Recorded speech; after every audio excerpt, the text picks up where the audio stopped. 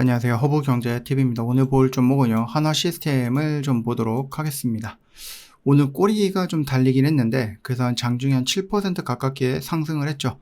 그런데 좀 꼬리가 이렇게 밀리고 마무리가 되긴 했지만, 그래도 여기 55,000원 라인을 좀 돌파했다라는 것은 좀 의미가 있다, 이렇게 좀 생각이 됩니다.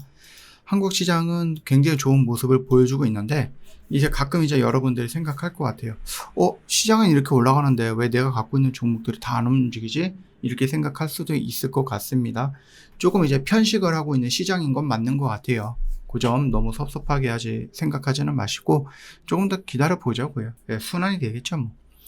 하나시스템 같은 경우는 우리가 조선 쪽으로 연결이 되어 있고 방산 쪽으로도 연결이 되어 있어요 라고 좀 말씀을 드렸죠. 일단 조선 같은 경우는 최근에 이제 현대, 그 다음에 LG에너지 솔루션의 합작사, 그러니까 배터리 공장의 노동자들을 불법 감금이라고 해야 될까요?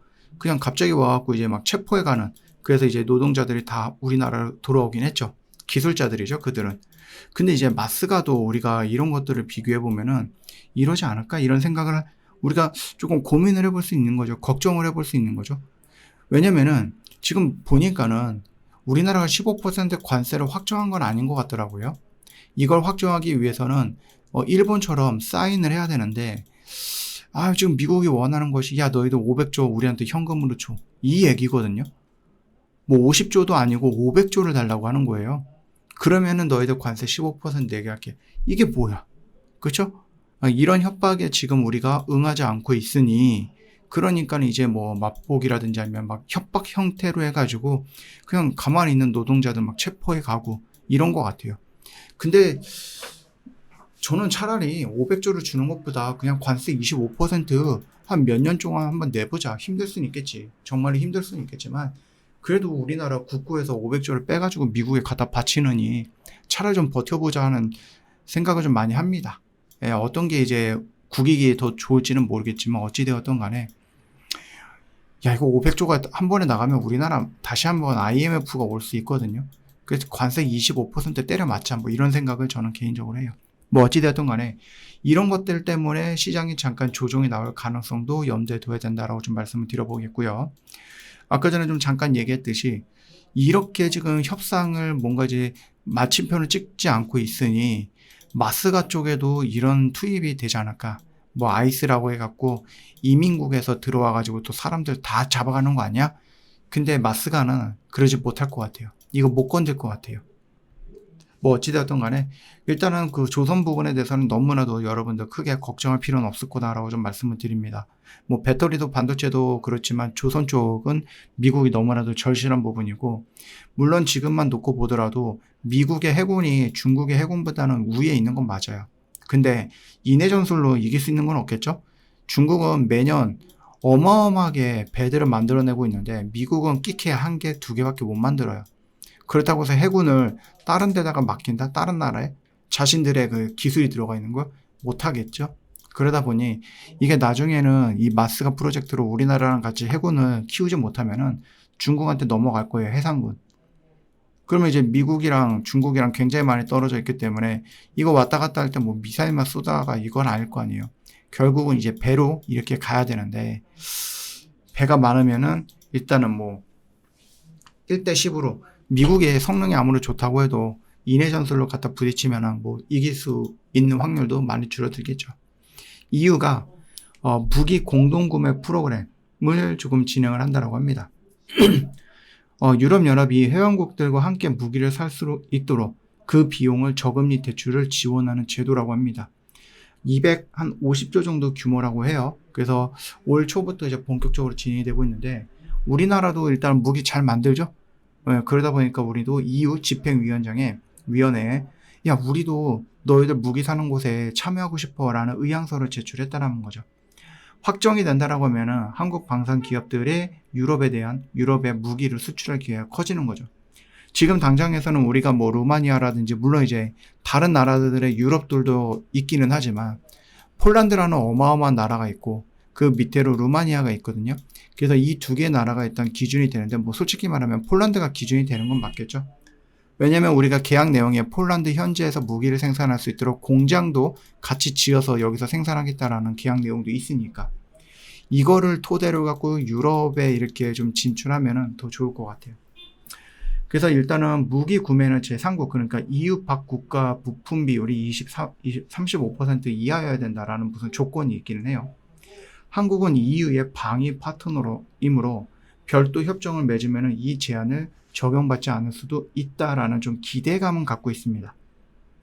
유럽 안에서 생산 시설을 두고 있고 EU 방위 목표에 재정을 기여한다라는 부분을 놓고 보고 있고, 아까 전에 말씀드렸던 폴란드, 루마니아 같은 EU 국가 최소 2곳과 함께 공동구매팀을 구성할 수 있습니다. 그렇기 때문에 한국 역시도 어떻게 보면 또 도움이 좀 되지 않을까 싶은 거죠. 폴란드랑 루마니아가. 폴란드는 EU 대출금에서 가장 큰 지원액을 배정받았다고 합니다. 71조. 예, 그러면은 어떻게 됩니까? 결국은 뭡니까? 최전방에 있는 거잖아요. 우크라이나 있고 러시아 있고 여기에 러시아 속국 같은 거 하나 있고 그 다음에 여기에 폴란드가 있고, 근데 지금 러시아가 이렇게 해서 우크라이나 먹고 있고 이 밑으로 루마니아 있고, 그렇기 때문에 이 두 개의 나라는 지금 발등에 불이 떨어졌어요. 그리고 최근에 러시아의 드론이 폴란드 영공으로 침입했죠. 침공했죠. 그래서 폴란드가 격추시켰죠. 예, 그러면서 나토 전투기들이 출동하는 이런 경우도 있었어요. 결국 우크라이나는 나토국이 아니기 때문에 그들이 혼자서 싸우고 있지만 폴란드를 덤빈다라고 했을 때 어떻게 됩니까? 나토군이 직접 출동합니다.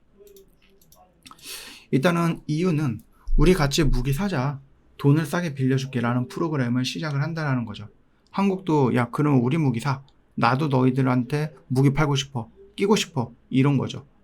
한국이 참여하는 당연히 뭐 우리나라 뭐 LRG 넥스원이라든지 하나 에어로스페이스라든지 하나 시스템이라든지 아니면은 뭐 현대 오션 로템이라든지 한국 방산기업들은 유럽에 더 많은 무기를 팔 수 있는 기회를 얻게 되는 겁니다.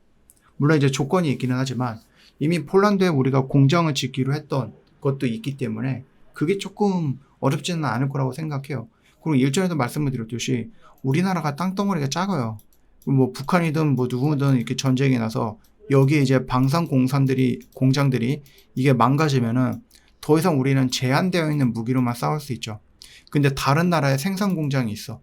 그래서 우리나라가 전쟁이 터지면 여기서 생산 못할 때 여기서 생산했던 것들 이들한테 양해를 구하고 우리나라로 들여올 수 있는 거죠.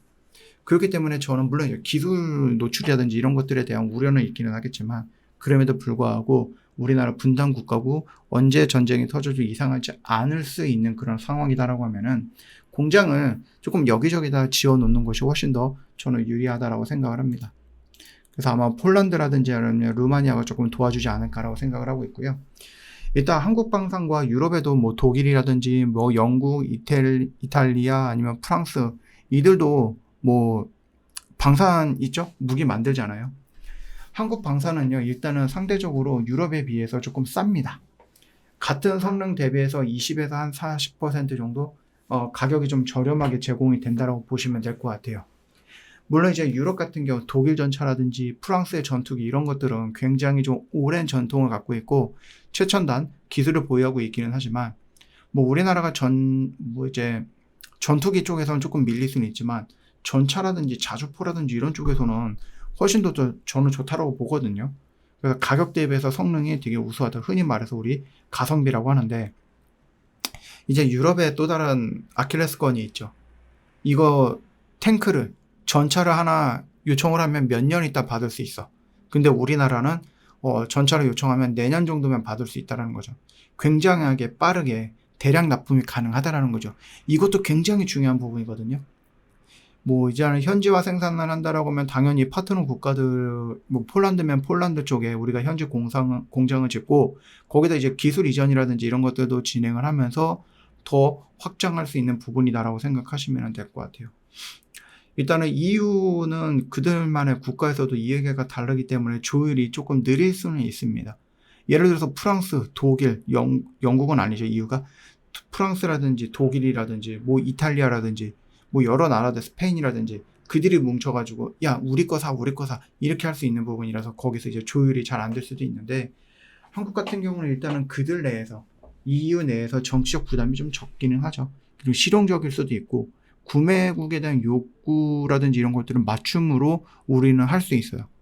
그렇기 때문에 어떻게 보면 유럽의 방산보다 한국의 방산이 더 유리하다라고 생각하시면 돼요. 뭐 정리하자라고 하면은 비싸고 최고급이긴 하지만 유럽 방산은 너무 느려. 근데 한국 방산은 싸고 충분히 좋아. 빨리 공급이 돼. 이런 것들이거든요. 그렇기 때문에 우리나라가 유럽에 비해서 밀리지는 않는다. 물론 이제 뭐 10년 전, 20년 전, 30년 전이라고 하면 얘기가 달라지겠지만 지금 2025년 그리고 앞으로 2030년, 35년, 40년 이렇게까지 본다라고 하면은 우리나라 무기 진짜 좋아요. 예, 그래서 유럽을 우리가 좀 접수할 수도 있지 않을까라는 기대감 갖고 있다라는 겁니다. 그 점을 좀 참고하시면 될 것 같아요. 그래서 지금 뭐 이 구간이죠.